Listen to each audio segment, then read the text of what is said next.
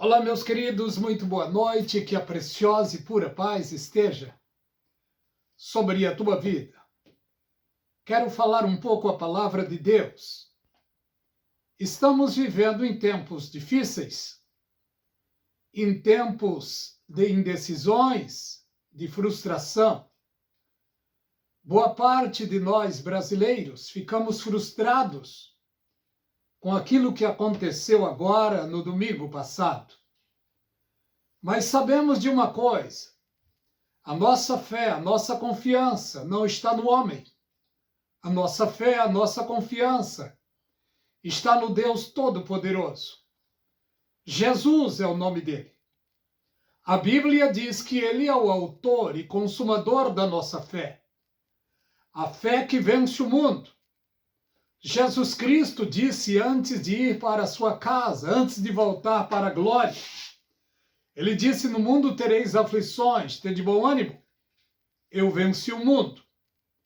E ele venceu o mundo. Lutas, frustrações, turbulências, coisas da vida. Nós somos mais do que vencedor por aquele que nos amou. É claro que as frustrações, as decepções da vida, muitas vezes, nos deixam abatidos, tristes, mas a nossa fé está na pessoa preciosa e pura do Senhor Jesus Cristo. Ele é puro, ele é perfeito. E foi ele que veio a este mundo, assumiu no nosso lugar a condição de pecador, entregando a sua vida em resgate da nossa vida. Louvado o nome do Senhor. É claro que estamos em tempo de cumprimento profético. A Bíblia Sagrada tem preciosas profecias, mas a maior profecia é aquilo que estamos vivendo no nosso tempo hoje. Um tempo de desgaste espiritual, emocional, um tempo de desgaste em todas as áreas, mas com Jesus Cristo somos vencedor. O Senhor Jesus, ele chegou a dizer aos seus discípulos que no mundo as aflições iriam assolar, afligir, abater, mas é para ter ânimo, e ele disse: tende bom ânimo, porque eu venci o mundo. O apóstolo Paulo, seu precioso servo, também deixou dito para a igreja: irmãos, eu tenho por mim que as aflições do tempo presente não são nem para se comparar com a glória que em nós há de ser revelada. A nossa esperança como servos e servas de Deus é de dias melhores, aqui é claro, mas acima disso, a nossa maior esperança é a esperança da glória de Deus, é a esperança do arrebatamento da igreja. E nesse sentido, as palavras proféticas estão se cumprindo. Cada servo, cada serva do Senhor que aceitou a Jesus Cristo de coração e está se esforçando para se manter de pé diante de Deus diariamente. A luta é travada, mas a vitória é certa por aquele que nos amou. O apóstolo Paulo chegou a dizer estas palavras: todo aquele que quer viver piamente o evangelho de Cristo padecerá perseguição. Sabemos de uma coisa: o cerco vai se fechar, está se afunilando, mas a nossa esperança é no Senhor Jesus Cristo.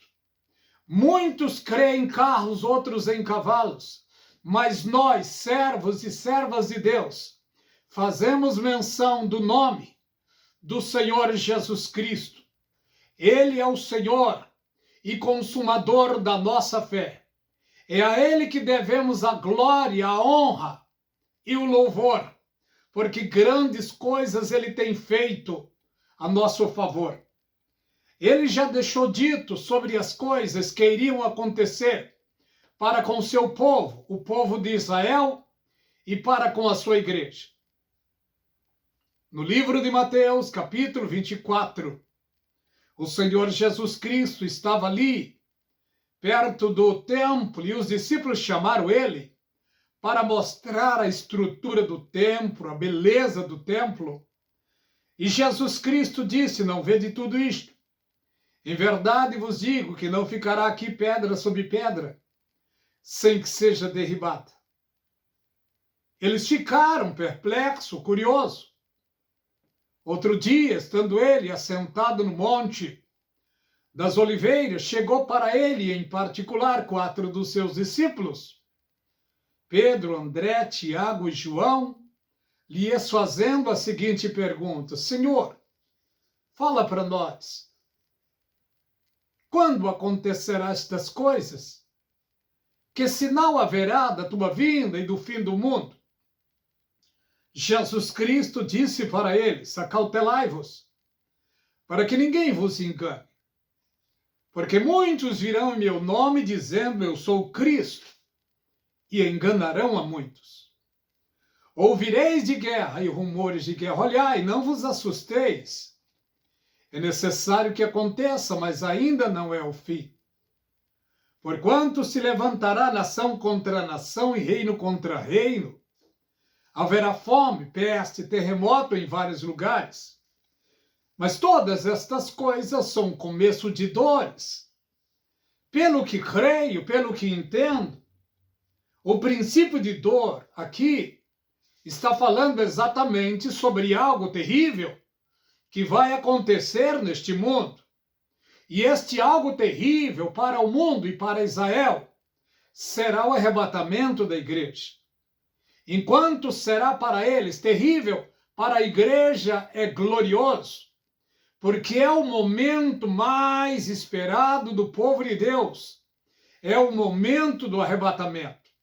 No exato momento do arrebatamento da igreja, os santos do Senhor serão levados para a glória de Deus, mas o mundo entrará em um caos sem precedente. Nós estamos tristes, abatidos por aquilo que aconteceu domingo passado. A maioria daqueles de boa fé, dos cristãos, estão tristes e abatidos por causa desta decepção na área da política na nossa nação. Mas o maior e terrível dia da maior decepção da história está para chegar. Decepção será para quem ficar, mas para aqueles que serão levados, será o momento glorioso, o dia glorioso, o mais esperado da igreja. E pelo que vemos aqui, o capítulo 24 e o versículo 8 está falando: mas todas estas coisas são princípio de dores.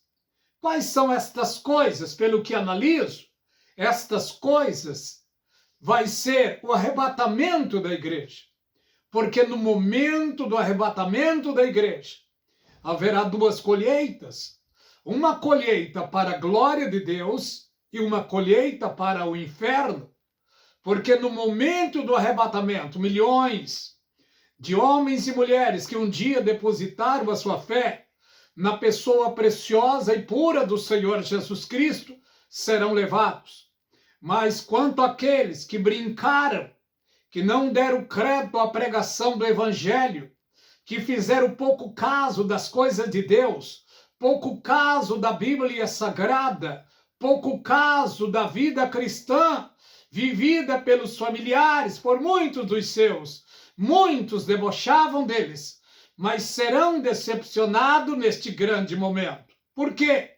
Porque no momento do arrebatamento, uma colheita será gloriosa para a glória de Deus e outra colheita será para o inferno, porque milhões e milhões de seres humanos estarão nesse momento mortos, dilacerados. Por quê? Porque haverá batidas, carros batidos em todos os lugares do mundo, aviões caídos, trens parados e batidos, ônibus. Haverá uma carnificina neste mundo. E uma grande multidão não vão passar pela morte, mas vão ficar dentro dos carros, dos ônibus, certamente de alguns aviões acidentados, mas vivos. A CET não vencerá, os bombeiros não vencerão as ocorrências, os policiais não vencerão as ocorrências. Tal será a atrocidade deste grande dia. Por isso, enquanto estamos no dia chamado hoje, é tempo de nos voltarmos para Deus. Foi exatamente por isso que Jesus Cristo disse aos seus discípulos, antes de ir para casa, antes de voltar para a sua glória, ele disse, ido por todo mundo, pregai o evangelho a toda criatura. Quem acreditar e for batizado será salvo, porém quem não acreditar será condenado. Por isso é que se faz necessário a pregação da palavra de Deus. Porque a salvação, ela vem por ouvir. E o ouvir pela palavra de Deus. Todos os seres humanos são convidados por Deus a ouvirem a pregação do Evangelho. Você não é obrigado a ouvir, você não é obrigado a crer, você não é obrigado a aceitar a Jesus Cristo. Mas todas estas coisas são bônus a seu favor, que Deus colocou a seu favor. O seu dever é acreditar ou não na palavra pregada. Já está escrito na profecia. Quem deu crédito à nossa pregação? Isaías, há 750 anos antes do nascimento de Jesus Cristo, Isaías já deixou esta palavra profética. Quem deu crédito à nossa pregação? A quem se manifestou o braço forte do Senhor? Quando o braço forte do Senhor se manifesta na vida do ser humano, o ser humano é curado, é liberto, é salvo. Está escrito na palavra de Deus: se o Filho do Homem vos libertar, verdadeiramente sereis livres. Ele hoje quer te libertar. Ele hoje está disposto a liberar a cura para você. Ele hoje está liberando para você o perdão. Basta você querer.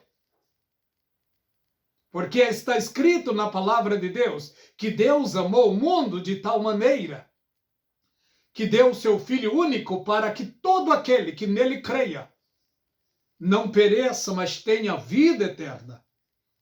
E Jesus Cristo disse, a vida eterna é esta, que te conheçam a ti só por único Deus e a Jesus Cristo a quem enviaste. Este é o diferencial do ser humano que aceita Jesus Cristo de todo o coração.